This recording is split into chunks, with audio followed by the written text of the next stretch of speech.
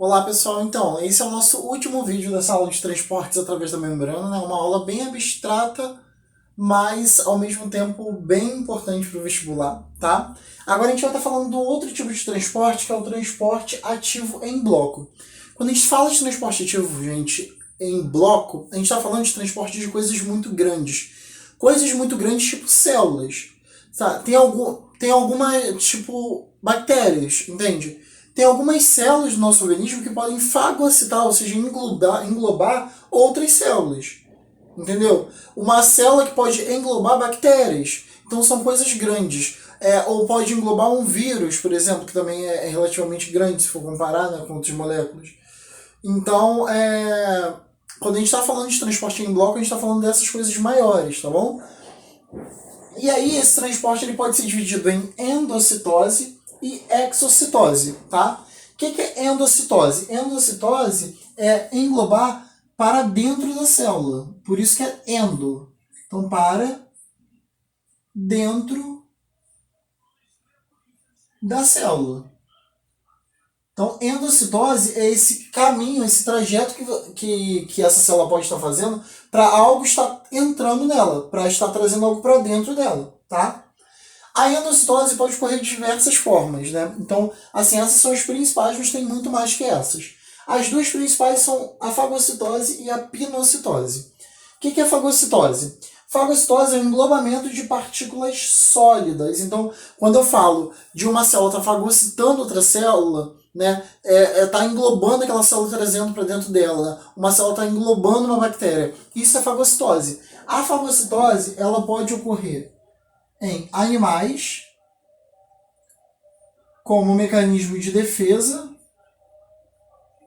e pode ocorrer também em protozoários, tá?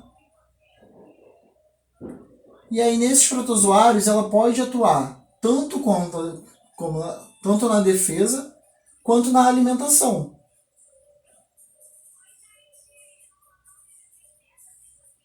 Então, protozoários heterotróficos se alimentam por fagocitose. Eles fagocitam o alimento deles e levam para dentro deles, certo? Então, protistas heterotróficos, melhor dizendo, protozoários, eles se alimentam por fagocitose, tá? E aí ela pode ocorrer pela emissão de três projeções. A principal, que é a emissão de pseudópodes. O que são esses pseudópodes? É um movimento que gera um movimento ameboide, né? Então a célula ela emite umas projeçõezinhas e essas projeções elas podem fazer o quê? Elas podem capturar alguma coisa. Então, por exemplo, a célula está aqui, ela pode emitir essa projeção para capturar algo que está aqui. E essa projeção pega e leva isso para cá, para dentro da célula, tá bom? Então é isso que é a emissão de pseudópodes. Pseudópodes é a emissão de projeções para pegar algo e trazer para dentro da célula. Geralmente isso traz e é levado para uma organela chamada de lisossomos, que vocês verão na próxima aula, né, desse módulo, que é uma organela que faz a digestão celular. Então ele vai emitir, vai trazer para dentro dele, tá? Isso é pseudópodes, é um dos exemplos, é o mais comum. Mas nós temos também os filopódios. Os filopódios são projeções, só que são projeções muito finas, em formas de fios. Como se fossem umas garrinhas, só que bem fininhas, bem mais finas que essas. E aí, esses filopódios eles vão servir para pegar partículas menores. É tipo um fiozinho que vai servir para ir lá pegar essas partículas sólidas menores e trazer para dentro da célula. Tá bom? Já os lamelopódios está tratando de um deslizamento do sedimento. Então a célula está assim. O que ela vai fazer? Ela vai. Opa! Essa célula ela vai deslizar. Opa! Tá difícil. Só a gente. Essa célula aqui, ela vai. Melhor fazer assim. Deslizando. Então, essa célula ela vai deslizando ali pelo sedimento. Para quê? Para que assim, à medida que ela vai se espalhando por ali, ela consegue pegar o que tiver disponível ali para ela. Tá? Então, pensa tipo numa massa de pizza. Você está abrindo, né? Você pega lá e abre aquela massa. Aquela massa, lá bonitinha, você vai abrir. À medida que você vai abrindo, ela vai se espalhando pela mesa. Imaginem comigo. Estou abrindo uma massa de pizza e ela está se espalhando pela mesa. Então é como se o lamelopóide fosse isso. Ele está se espalhando por ali E à medida que ele vai se espalhando, ele vai pegando tudo que tiver. E depois ele volta. Isso que está se espalhando, né? Essa célula que está se espalhando aqui, ela vai voltar. E isso tudo vai voltar, vai retrair. Quando ele volta, ele traz tudo que ele conseguiu pegar ali.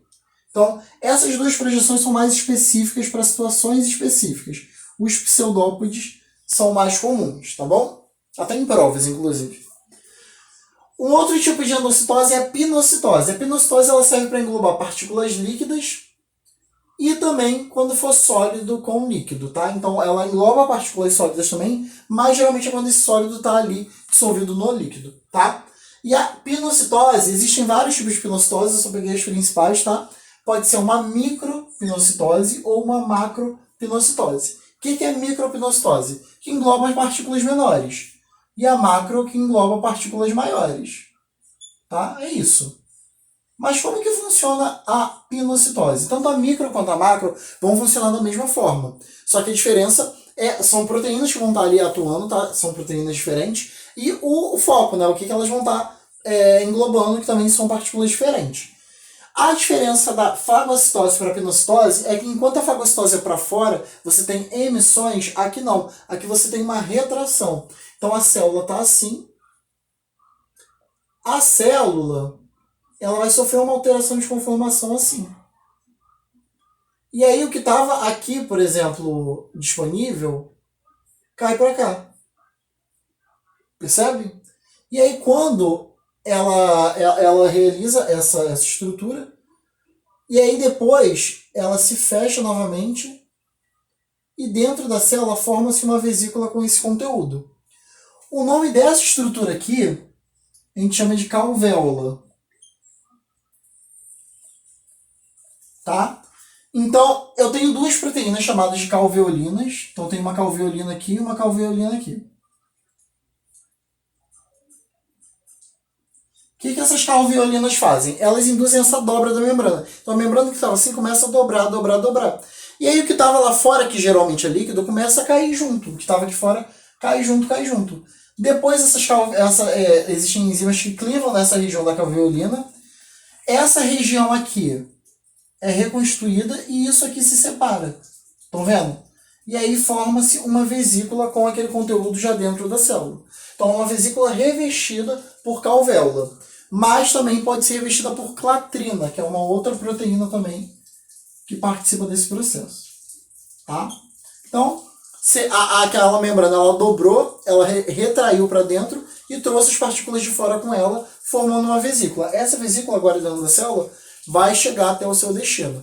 Lembrando, gente, que tudo isso acontece graças a uma estrutura celular, né, chamada de citoesqueleto. Então, na próxima aula, vocês vão entender melhor o que é o citoesqueleto e isso vai fazer um pouco mais de sentido para vocês, tá? Tem outros dois tipos de endocitoses que são bem importantes, mas não caem tanto, mas é interessante que vocês saibam, que é a atrocitose e a rofeocitose. A atrocitose é o englobamento de partículas coloidais e a rofeocitose é o englobamento de partículas que contêm ferro. Tá? Eles são momentos, são englobamentos um pouco mais específicos, porque o processo deles é um pouco diferente. Vocês não precisam saber, até porque é complexo, mas saibam que quando a gente tem englobamento de partículas coloidais ou partículas que contêm ferro, a cascata de reações ali, a cascata de processo que vai ser liberada, vai ser diferente. Tá bom? E a exocitose? Então, tudo isso que a gente falou está dentro de endocitose. É a internalização de alguma coisa. Já a exocitose é a liberação. Então, veja bem. Olha só. Imagine que tinha alguma coisa, uma bactéria, por exemplo. Essa bactéria foi fagocitada.